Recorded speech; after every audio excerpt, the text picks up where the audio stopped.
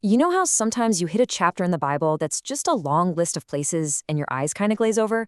Well, that's what Numbers 33 can feel like. But what if I told you this isn't just a list?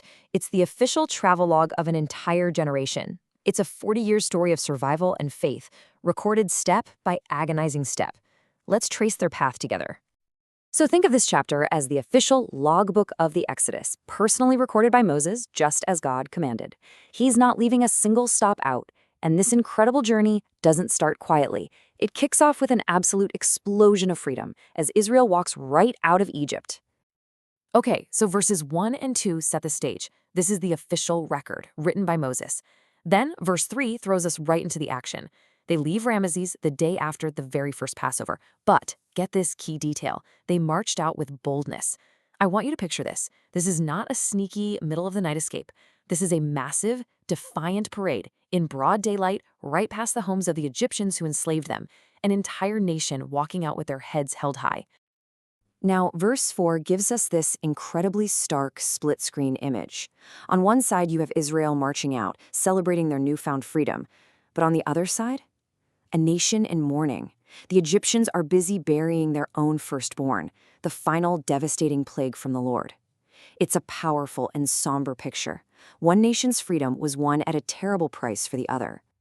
All right, so they're free, but now the real journey, the endless march, is about to begin. We're going to follow every single step they took. And remember, these aren't just a bunch of strange-sounding names. This was the rhythm of their life for 40 years. March, camp, march again. So let's trace these first steps. Verse 5.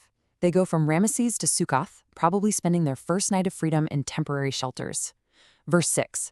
They push on to Etham, right on the edge of a massive, intimidating wilderness. Verses 7 and 8.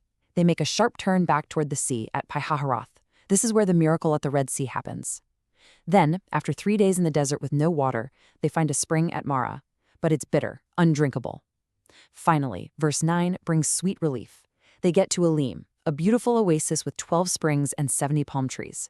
A perfect picture of God providing for them just when they need it most. And the march continues. Verse 10. They camp by the Red Sea again, a constant reminder of their incredible rescue. Verse 11. They plunge deeper into the wilderness of sin. Verses 12 and 13, the routine sets in, stops at Dafka and Alush. Verse 14. The tension ramps up at Rephidim, the place with no water. Verse 15, they reach the big one, the wilderness of Sinai, camping right in front of the mountain of God. But things take a dark turn in verse 16 at Kibroth Hattaavah, which literally means graves of craving, a chilling monument to a rebellion that cost many their lives. Then in verse 17, they just move on to Hazeroth, leaving those graves behind. Now, from verse 18 all the way to 26, we hit the long, grinding middle of the journey. Rithma, Rimmon Perez, Libnah, Rissa. You see how the names just start to blur together? That's the whole point. This part isn't about exciting events. It's about the relentless, monotonous reality of their lives. Just imagine it. Sun comes up, you pack up your life. You march all day under a hot sun. Sun goes down, you set up camp. Day in, day out.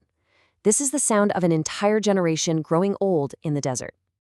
But then, in verses 27 through 36, you can feel the rhythm start to change. The list keeps going. Tahath, Terah, Mithkah, but this is different. This isn't aimless wandering anymore. They're moving with purpose. They eventually hit Ezion Gaber on the coast, and then they circle back to the wilderness of Zin, to a very important place called Kadesh.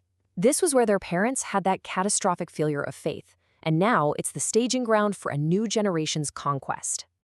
So they finally arrive at the border of the Promised Land. But before they can go in, the old generation has to fully pass into history, and that includes its most important leaders. The tone of the story shifts right here, from the rhythm of the march to something much more somber. Verse 37 tells us their exact location.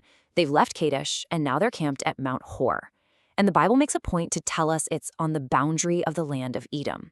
They are literally standing on the edge of a new territory, a new chapter, and a really significant and sad event is about to happen. 123. That's how old Aaron, Moses' brother, the very first high priest of Israel, was when he died. Imagine that. A whole life of service, from speaking to Pharaoh to standing at the edge of the Promised Land. Verses 38 and 39 give us this incredibly solemn moment.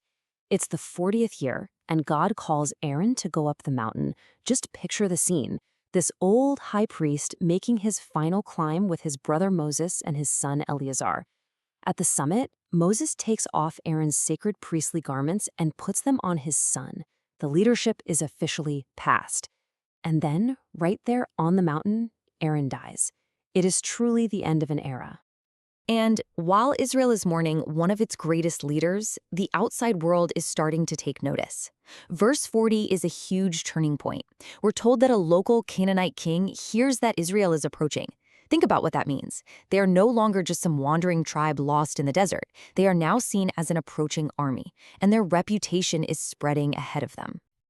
Okay, so the mourning for Aaron is over, and the enemy is now on high alert. You can feel the energy shift again. This is it. This is the final push, the last few stops before they get to the river that separates them from their destiny. Verses 41 through 49 basically give us a rapid-fire list of the final march. They move out from Mount Hor, stop after stop, building momentum until they reach their final campsite. And the location in verse 49 is everything: the plains of Moab, by the Jordan River, looking directly across at the city of Jericho.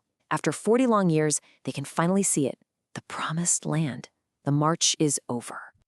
The journey is finally done, but the work is just getting started. Right there on the banks of the river, Moses gets the final instructions from God. This is the mission briefing that is going to define everything that happens next. So in verses 50 and 51, God speaks to Moses with a message for all the people. And you have to pay attention to the wording here. He says, when you have crossed. It's not if you cross. It's a certainty, a promise. He's laying out the rules of engagement for the conquest that is about to begin. Verse 52 lays out the mission with zero ambiguity. The command is fourfold. Number 1, drive out all the people living there. 2, destroy all their carved idols. 3, destroy all their metal idols. And 4, demolish their pagan worship sites, their high places. This is not just a military conquest. It's a command for a total spiritual cleansing of the land. So what's the payoff for this complete and total obedience? Verses 53 and 54 make it crystal clear. They will take full possession of the land. They will live in it, and it will be divided up fairly by lot among all the tribes and families. This is their permanent inheritance from God. But then comes the warning in verse 55. What if they don't follow through? What if they cut corners and leave some of the inhabitants behind? The language God uses is so vivid, it's painful.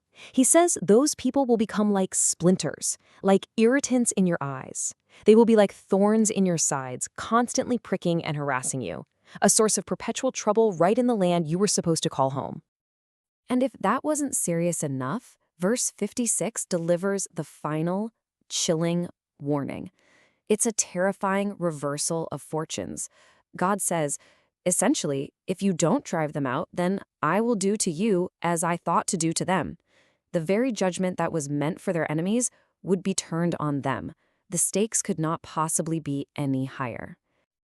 So that's where we're left, standing on the banks of the Jordan River. 40 years of wandering are done. A new generation is poised and ready. They have a clear mission in front of them and a terrifying warning ringing in their ears. And it leaves us with one big question. Has this epic 40-year journey actually prepared them for the brutal war of faith and obedience that's waiting just across the water?